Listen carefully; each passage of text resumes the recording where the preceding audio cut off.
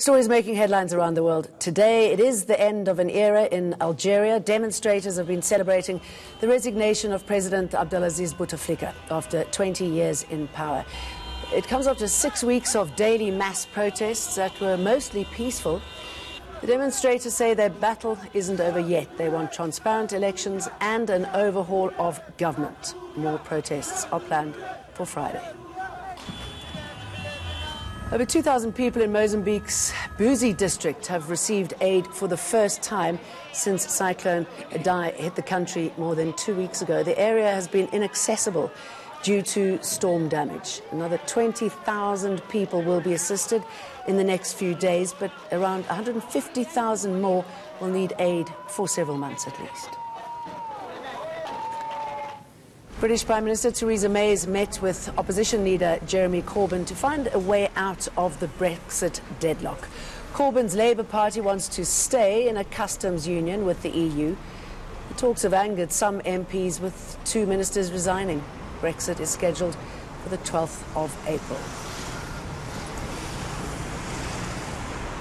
An unpalatable choice. Many South Africans are forced to vote for political party lists they may not agree with, just to get a candidate they want into office. But what if you could vote an individual into Parliament or the union buildings? Now, this is exactly what the new national movement is currently fighting for in court. They want to change our electoral system. Is it a good idea? Joining me to discuss this is politics professor Daryl Glaser, former IEC Chairperson and current Information Regulator Pansy Tlakula. We also have a representative of the applicants themselves, Bulelani Mkhohliswa, from the New Nation Movement. Thank you. Obviously, I'm going to start off with you. Why are you doing this? Well, we believe that the time has come. I mean, after 25 years of democracy, I think we have learned our lessons. You know, that the proportional representation, which worked maybe for a while for the first 15 years, you know, the last 10 years, it really has not worked that well.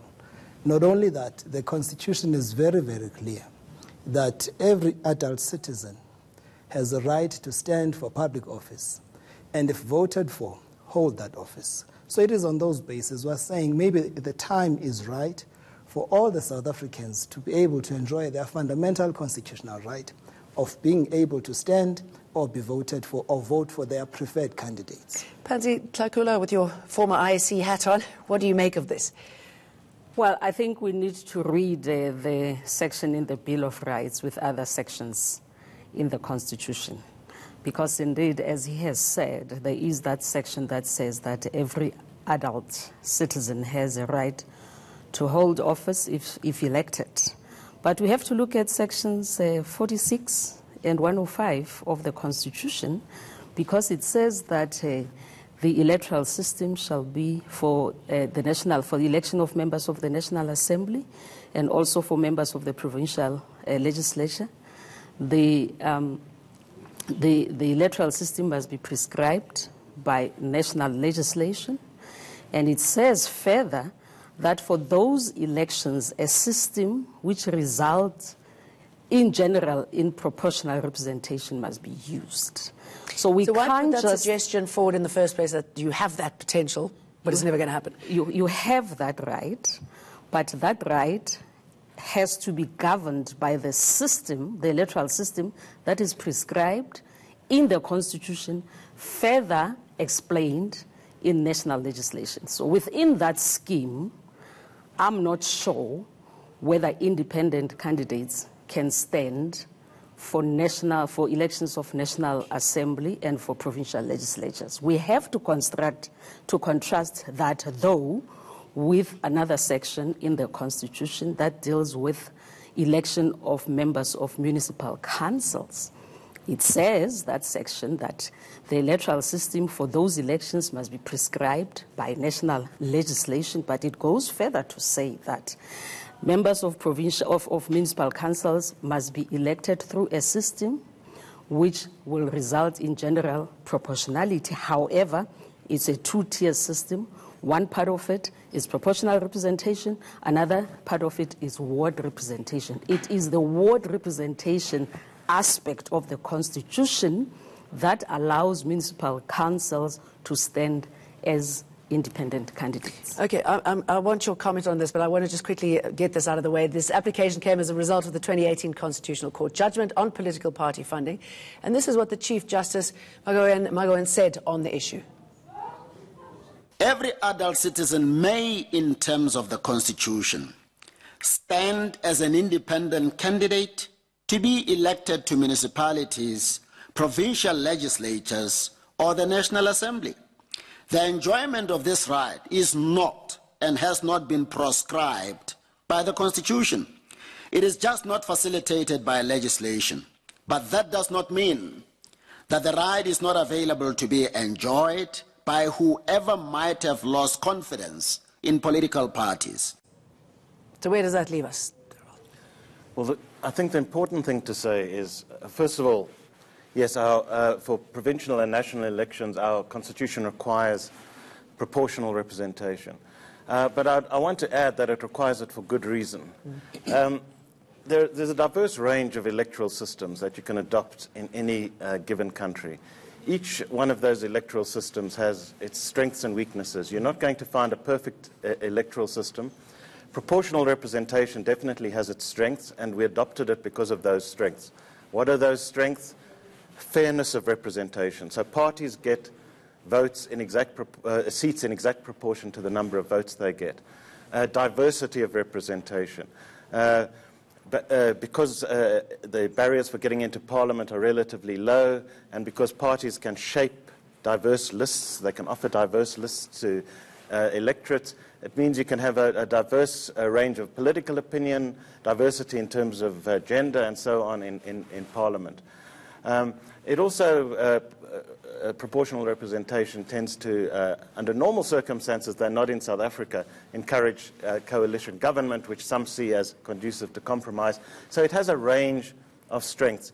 And I think that the talk of simply abandoning proportional representation and moving to some non-proportional system would, I think that talk is disastrous, and that talk must be strongly resisted. Because you're going to take it all the way to the Constitutional Court, aren't you, if you don't get your way? I mean, to what end and what sort of impact do you think that might have on the coming elections? What's your time frame here? Well, let me just respond to that. We are not suggesting that the proportional representation should be removed. Pansy Tlakula had come with recommendations that were saying we must have a mixed system, where we're going to have 25% of the proportional representation and then 75% direct representation. So that is what we're saying. The work has been done.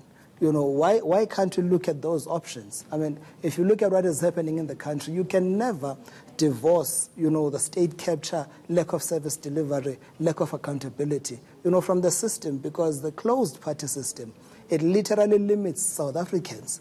You know, it literally says, this is the best we have to offer. And I'm saying that is not correct. There are many competent... You're shaking your head. Because I was involved in the Pansy Tlakula, I was a member of that task team.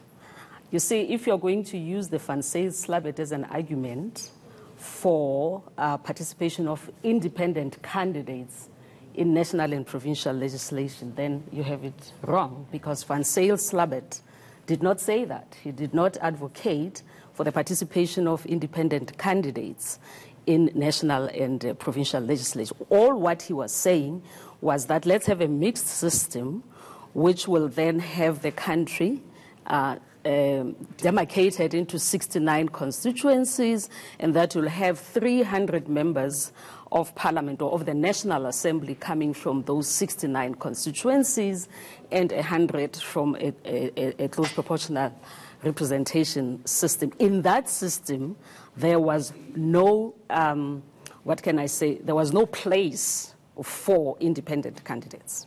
Yes, there's no place for independent candidates because each of those individual 69 constituencies would be a multi-member constituency.